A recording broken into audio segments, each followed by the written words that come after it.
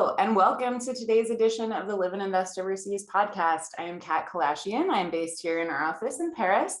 And today I'm joined by Con Murphy, an Irishman currently living in Ireland, but who spent lots of time living on the other side of the pond, mainly in Belize. But his focus these days is mostly on real estate. He is the editor of our Overseas Property Alert, which is a weekly free e-letter. If you're interested in things to do with buying real estate overseas, I highly recommend this free resource. Con is our editor, and he has vast experience traveling and investing all over the world, which he brings to bear in every issue every Tuesday to your inbox. So Con is currently, as I say, based in Ireland, but today we're going to be talking about Mexico. We've actually had some requests about, how to buy real estate in Mexico. Can you, elucidate some of these terms that you would read about when you read some blogger about buying real estate in Mexico, and also to put to bed any worries that you might have, any concerns. Over the past 10 years, you've heard a dozen or more stories about land taken from foreigners. Mexican government takes back its land from gringos who stole, or basically the way that the news portrays this is that the Mexican government is the bad guy for taking something that a foreigner bought, but often that's actually not the case. The case is the opposite, that the foreigner was not necessarily the bad guy, but was in the wrong. And that was because he didn't necessarily know what was right and what was wrong and what the laws are in the country, which is what we're here to talk about today. Because going into any new market, whether it's your home market, another state or city market, or another country's market, you always want to be as familiar as possible with the local regulations and laws. So Con, tell us what we need to know if we were thinking about buying real estate in Mexico.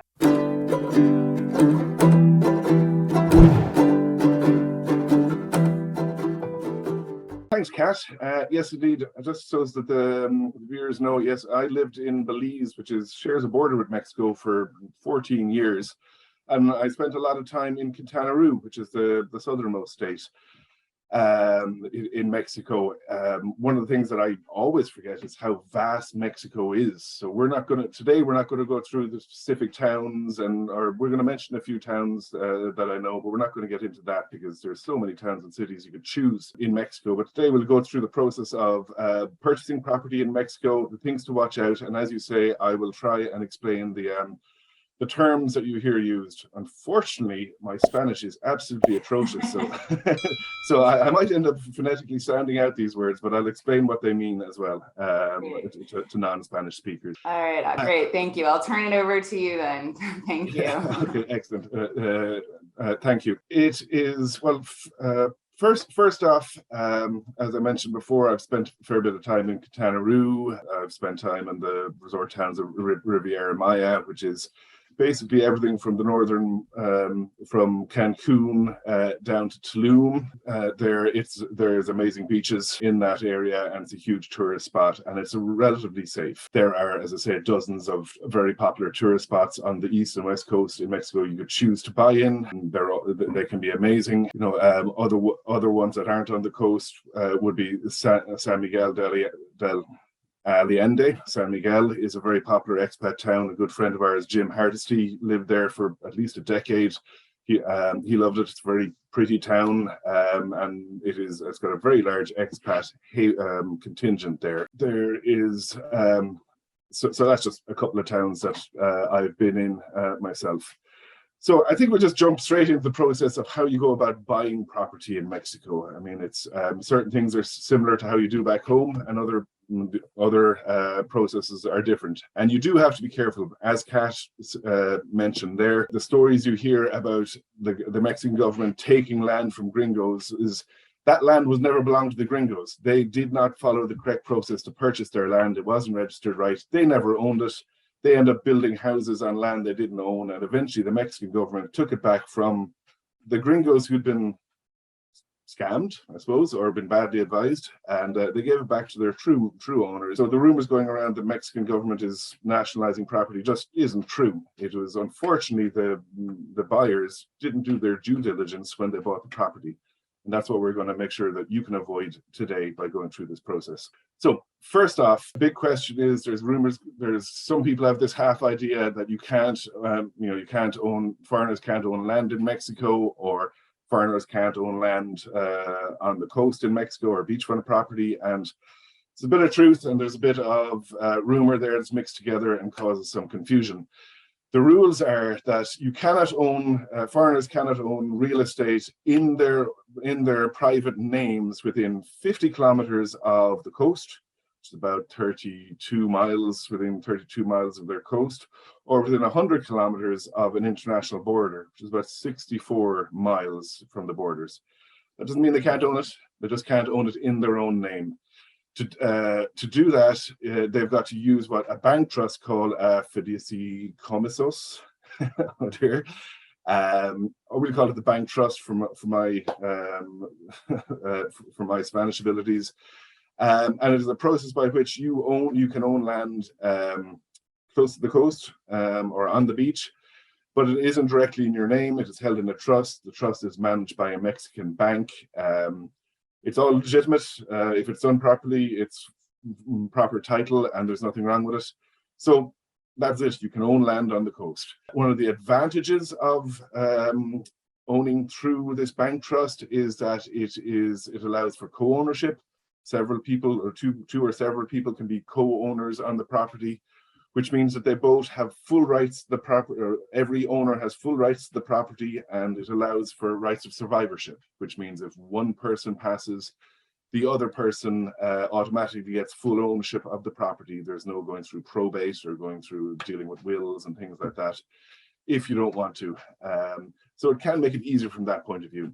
The drawback of the bank trust process is that it costs about $800 to $1,000 US dollars a year to maintain that trust. So it's a carrying cost you're going to have. But it is, if you want beach property in Mexico, you're going to have to deal with that. So, but it is good solid title that you can own. However, there is, land that you can't own in Mexico or shouldn't try to own without an awful lot of research and legal help. I will just tell people to stay away from it. It's Ejido or Ejido, E-J-I-D-O is how it's spelled in Spanish. Pardon my pronunciation. And it's basically, it is like... Sorry, I do just want to jump in to clarify. We will put these words up phonetically as Con is saying them. Thank you. That's first is a fideicomiso, and the second is ejido land. Ejido, okay.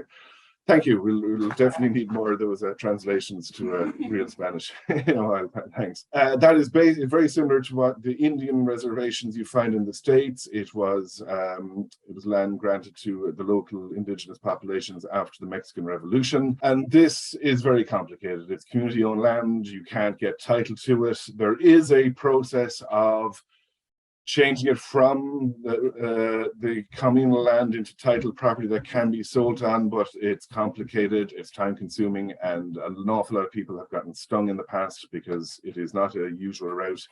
So basically stay away from that form of property. If you want to buy that property, have someone else convert it into real title for you. Don't try it yourself, don't try and get lawyers involved. It's going to be a long, costly process.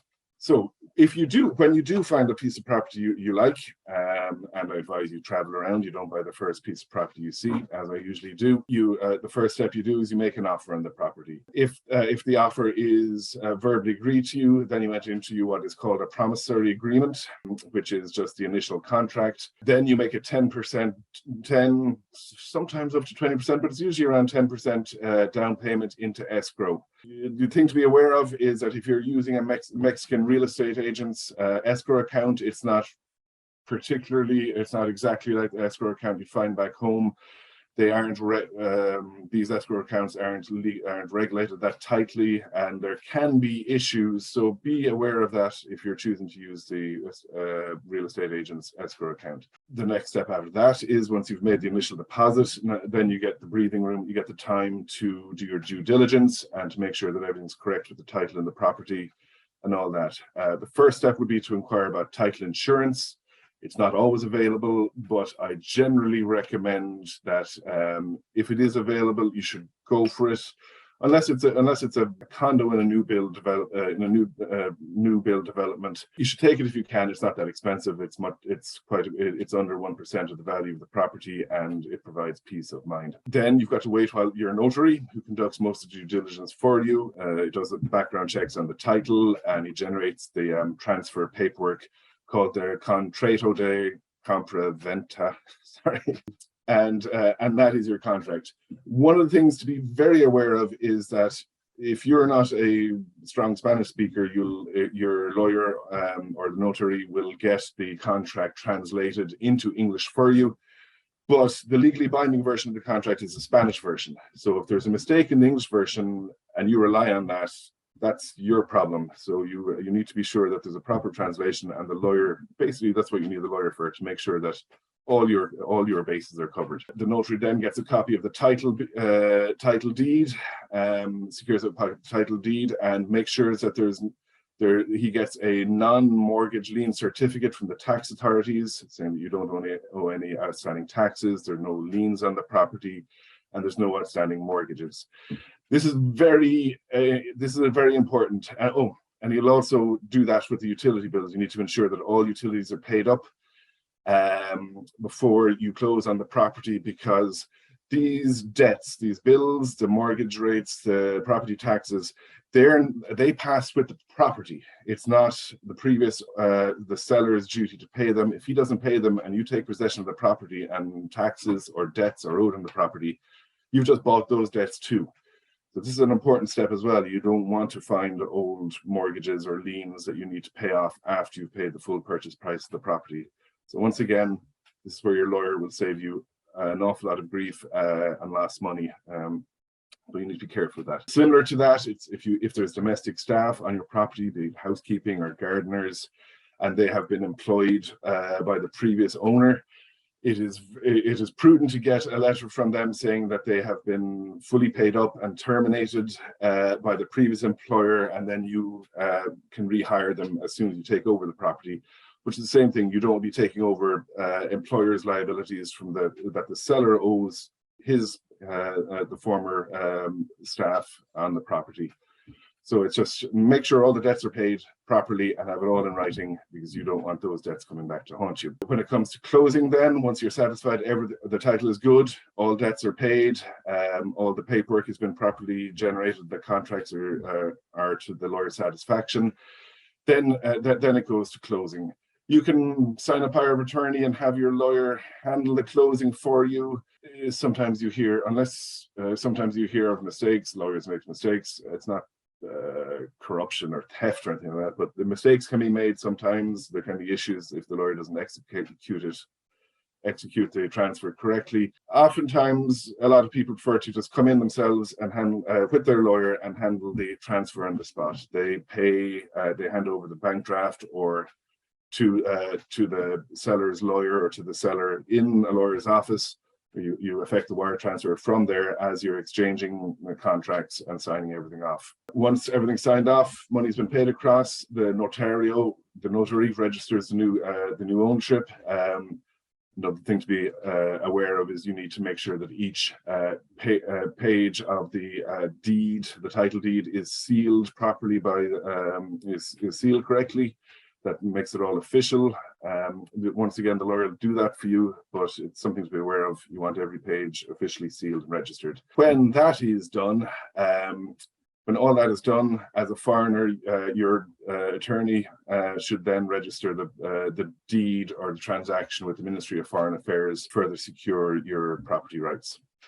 So that's just a very quick rundown on the various steps you need to do when you're buying property in Mexico. The other things to be aware of are the costs involved, the taxes and closing costs. Transfer taxes, government transfer taxes varies by state. It's usually around 2%. There is, if you are transferring it to a direct family member, there is no gift tax in Mexico, so you could gift it without having to pay a gift tax on it.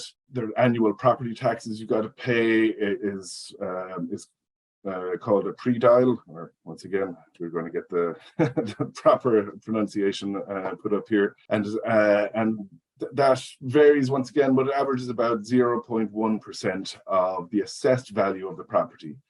Now that's 1/10%, it's quite low. And what even makes that the property taxes lower is the assessed value is often only about 30 or 40% of the actual value of the property. This is the municipal value on the property. It's not the current market value. So you're paying 1/10% on less than half the value of the property. So property taxes are fairly reasonable. It's not something that you need to be too worried about. There is, if you're buying this property as a rental property, if you're a non-resident in Mexico, there's a non-residence withholding tax on rentals of 25%. If you're a Mexican tax resident, you pay tax at the normal income tax rate in Mexico, which varies. I won't get into that today, but you just pay it as a normal tax resident.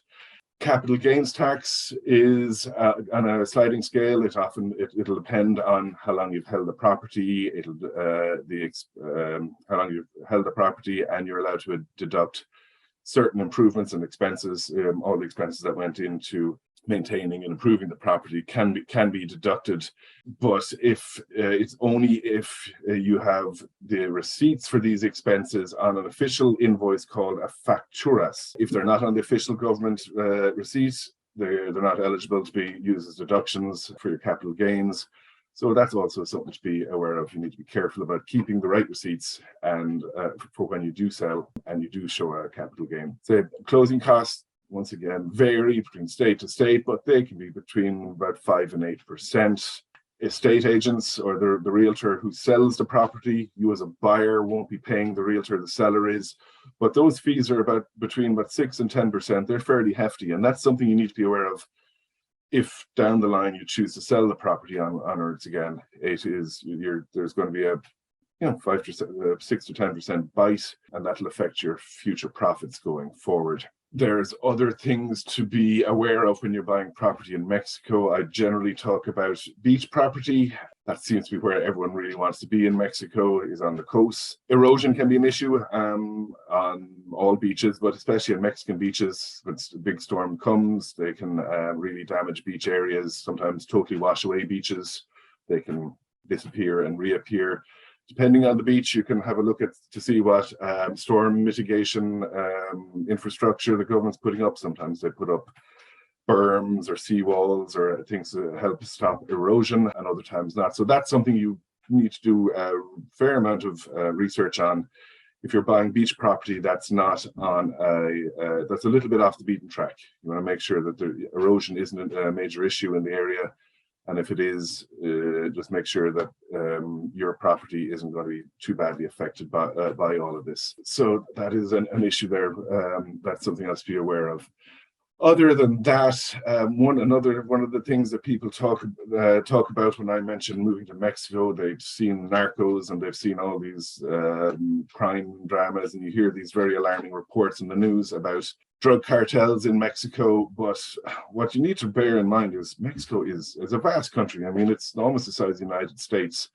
It is as different, it's like Europe. Some areas of it are totally different to other areas. Some areas are quite dangerous. Other areas, especially the tourist areas, have got designated tourism police, and the government makes a huge effort to keep crime low in those areas. But yes, in the interior areas, there are states that have major crime issues. But to give you a general overview of what this major crime is like in Mexico, in general, Mexico has got a murder rate of about 26 murders per 100,000 people, which is higher than the average rate in the United States. But compared to places in the United States that have got high crime, like St. Louis in the US, it's got a murder rate of 66 people per 100,000. That's nearly that's 2.5 times the 26 that the Mexico in general has. So there are spots in Mexico you don't want to go to, but they're quite a long drive from the spots you probably want to be living in anyway. So it's like anywhere else. You need to be aware of where you are in certain parts of the country. In other parts of the country, it's tourism base safe, and the government really keeps on top of issues with crime. So there we have it. I've kind of sped through that a bit there now. How is that, Kat? Have I missed anything major there? Do we need to talk about some of the specific areas? No, that was definitely everything I had in mind. And you make a great point bringing up the crime aspect, because yes, obviously, especially with the border always being such a hot topic for American politics, there is crime in Mexico, just like there's crime in the US. And just like in the US, it varies not just state to state, not just city to city, but also street to street. So, just as Khan says, you wouldn't, wander through downtown Chicago or New York without knowing where you were going. You wouldn't wander down a street in Mexico City without knowing that it was a safe street to be on at that hour. And as Khan says, the country is so vastly huge, and the areas that most investors are focusing on and that most people are looking to be in, certainly along the coasts, on the Riviera Playa. So I'm trying to remember. The eastern coast from Cancun down to the Riviera Maya. That's what it's called. The Riviera Maya, from Cancun down to Tulum and even beyond, Playa del Carmen, all the way down into the nature reserve area, where that the development has stopped because there is that nature reserve. That whole coast, as Khan said, is completely controlled by the tourism police. Nothing happens there that isn't well known about by the federales down there. And the same goes for the western coast, where people are really focused. So where Lee Harrison, one of our very popular Mexico correspondents, lives, he's in Mazatlan. Puerto Vallarta obviously is a very safe part of the country. So yes, in the interior, there may be parts of the area to avoid, places that you wouldn't want to drive through with a big U-Haul van behind you.